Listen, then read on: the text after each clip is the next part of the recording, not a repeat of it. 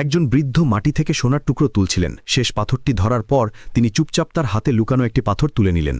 তখনই অফিসার তাকে গুলি করার নির্দেশ দিলেন। বৃদ্ধ লোকটি দ্রুত পাথর ছুঁড়ে মারল, যার ফলে বিস্ফোরণ ঘটল। অফিসারটি আতঙ্কিত হয়ে তার সৈন্যদের সরাসরি গুলি চালাতে বললেন, কিন্তু অপ্রত্যাশিত কিছু ঘটে গেল। বৃদ্ধ লোকটি সব গুলি আটকাতে একটি ধাতব পাত্র ব্যবহার করেছিল। এমনকি ক্যাপ্টেন আমেরিকাও মুগ্ধ হয়ে বলতো, তুমি সত্যিই অন্যরকম কিছু। বৃদ্ধ লোকটি নিশ্চয়ই মারা গেছে ভেবে অফিসার গুলি বন্ধ করে একজন সৈনিককে তদন্তের জন্য পাঠালেন।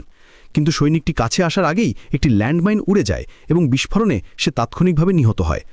তারপর অফিসার উভয় পক্ষ থেকে আরও দুজন সৈন্য পাঠান, কিন্তু তারা 3 সেকেন্ডও টেকতে না পেরে নিহত হন। তার লোকদের মরতে দেখে অফিসার দুজন মহিলা বন্দীকে এগিয়ে যেতে বাধ্য করেন, আশা করেন যে তারা পথ পরিষ্কার করবেন। ইতিমধ্যে বৃদ্ধ লোকটি ক্লান্ত হয়ে পড়েছিলেন। তিনি একটি ভাঙা গাড়ির নিচে শুয়ে পড়লেন।